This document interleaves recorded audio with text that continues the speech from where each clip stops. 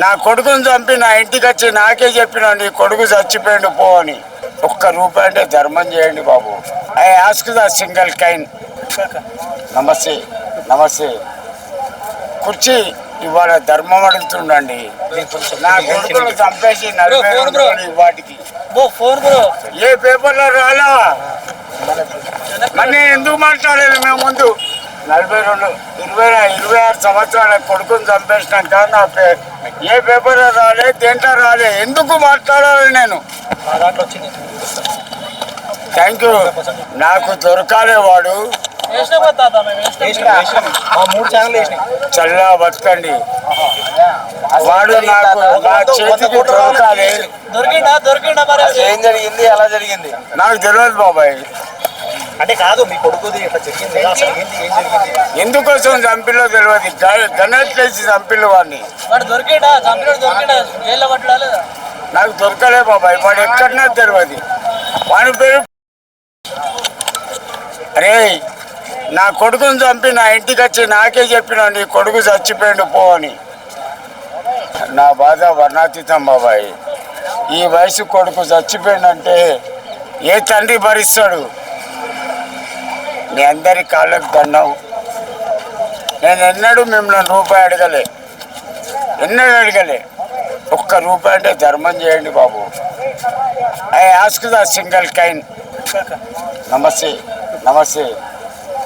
కుర్చీ ఇవాళ ధర్మం అడుగుతుండండి. ఒక్క రూపాయి అంటే ఇవ్వలేరా?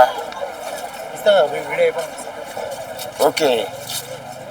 నేను ఎందుకు అడుగుతున్నానో మీకు అందరికీ ఎరికే.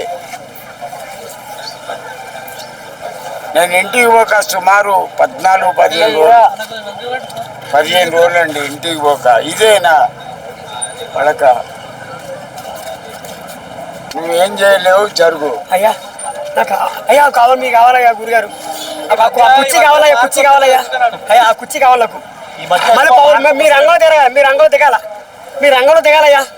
మీరు మళ్ళీ పవర్ఫుల్ రావాలి మీకు. అయ్యా పార్క్ ఎందుకు రావట్లేదు గురుగారు? మీరు ధైర్యం పార్క్ రండి అయ్యా. మీరు నాకు ధైర్యం అయ్యా. జై కుర్చీకి, జై కాలబాధకి, జై. నా బాధ నాదిరా. నా బాధ ఇంకొకరికి సంతోషం కావచ్చు, కానీ ఒకటి నా ఈ వయసు కొడుకు చచ్చిందంటే ఏ తండ్రి ఒప్పుకుంటాడయ్యా? అది కూడా అన్యాయంగా చంపిల్లు బాబాయ్. కానీ ఒకటి, నా చేతికి వాడు దొరకాలి. వానికి భూమి మీద దేవుని చూపిస్తా, బ్రహ్మను చెప్పు బాబాయ్. నీ కాళ్ళకు దండం, దేవుణ్ణి చూపిస్తా. ఇవాళ నా కొడుకు చచ్చిండని బాధ లేదు. ఎందుకంటే ఎరికైనా ఏ తల్లిదండ్రి కానీ కొడుకులు చావద్దు, అమ్మ నాన్న చావాలి వాళ్ళ ముంగట.